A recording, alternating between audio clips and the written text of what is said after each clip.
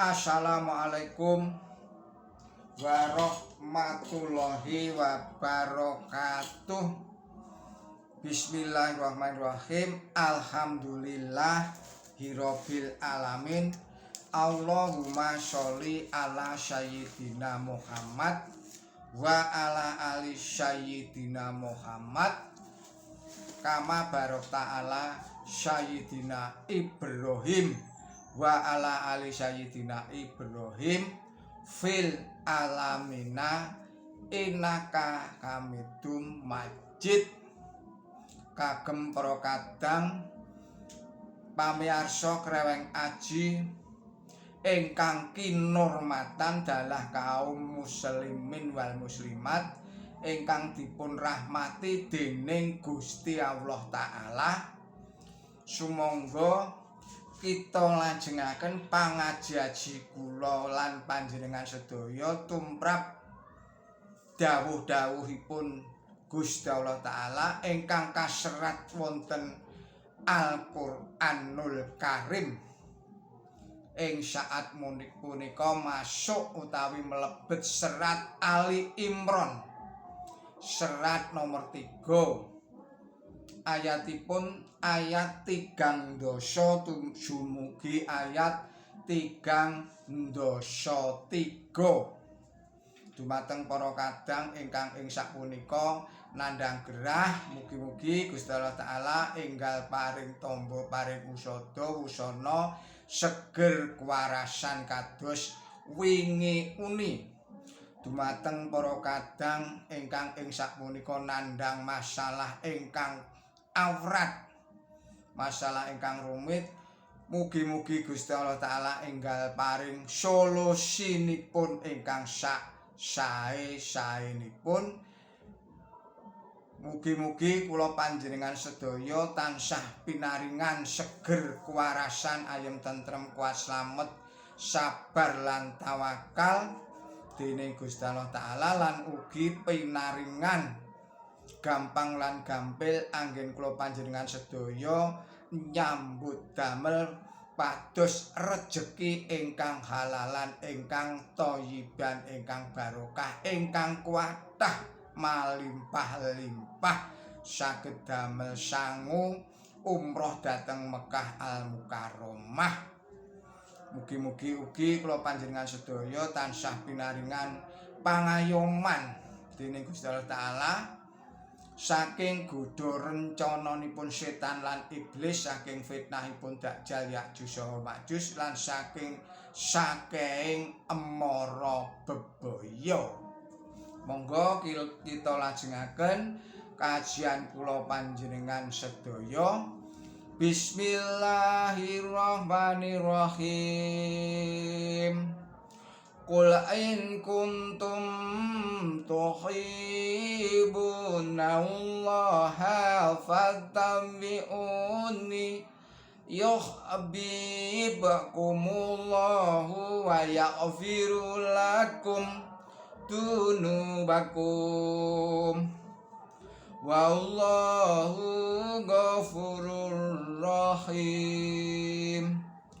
Qul ati'ullaha wa rasul fa in tawallaw fa innallaha la yuhibbul kafirin. Innallaha astafa Adama wa Nuha wa ala Ibrahim wa la Imran alal alamin. Duriyatum ba'duha min ba'di wallahu syami'un alim. Shadaqallahul adzim. Artosipun atas asma Allah ingkang maha murah ingkang maha asih. Celathuwa menawa kowe padha tresna ing Gusti Allah, lah padha manuta aku Gusti Allah bakal tresna marang kowe sarta angapura marang kowe ing kaluputanmu lan Gusti Allah iku apara marta maha asih. Celathuwa padha ambangun turuta ing Gusti Allah sarta utusan dene menawa kowe padha melengos lah sayekti Gusti Allah iku ora remen marang para wong kafir. Sayekti Gusti Allah amilih Adam sarta Nuh tuwin kulawangsa Ibrahim apa dene kulawangsa Imron angungkuli saking umat trah kang sawiji saka sawenehe lan Gusti Allah iku amiyarsa angudaneni maha leres Gusti Allah taala saha dawuh-dawuhipun. Kateranganipun menika wonten ing ayat 3 miturut agami Islam tresna ing Gusti Allah punapa sedyaning gesang ingkang ageng piyambak kula aturi mirsani kitab Yohanan pasal 11 ayatipun gangsal 11 tuwin ayat 16 ungelipun menawa kowe tresna marang aku padha tetepana papangkonku nuli aku bakal nyuwun marang Sang Rama temahan kowe padha diparingi juru pirembag liyane supaya aku nunggala karo kowe salawas-lawase. Lan uga wonten ing kitab Yohanan pasal gangsal 11 ayatipun 11 ungelipun manawa kowe netepi ing papakonku mesti padha lulus ana ing jeroning sihku. Juru pirembag punika sampun rawuh, inggih punika Kanjeng Nabi suci Muhammad sallallahu alaihi wasallam. Awit saking punika para kaum Yahudi tuwin para kaum Nasrani kedahipun sami andherek panjenenganipun ing panggenan sanes, inggih menika Quran suci serat nomor gangsal serat Al-Maidah ayatipun 18 kasebutaken bilih para kaum Yahudi tuwin para kaum Nasrani sami mastani awakipun piyambak putraning Allah sarta kekasih. Lah ing ngriki para titiyang kala wau sami kadhawuhan bilih ngemungaken sarana andherek Kanjeng Nabi kemawon sagedipun piyambakipun dados kekasihing Gusti Allah.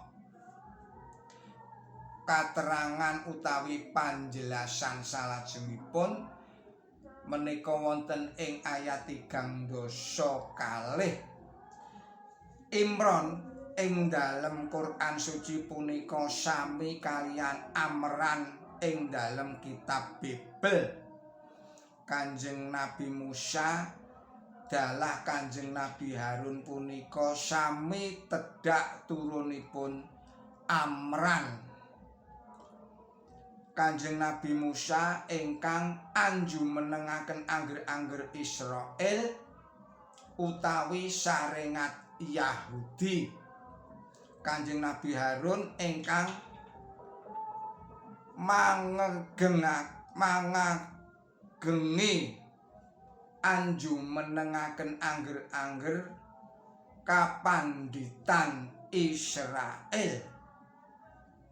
Kanjeng Nabi Yahya dalah Kanjeng Nabi Isa alaihissalam punika wekasanipun kula wangsa punika luluhuripun kasebutaken ingkang rumiyin wonten ing ngriki ingkang punika Kanjeng Nabi Zakaria tuwin Siti Maryam.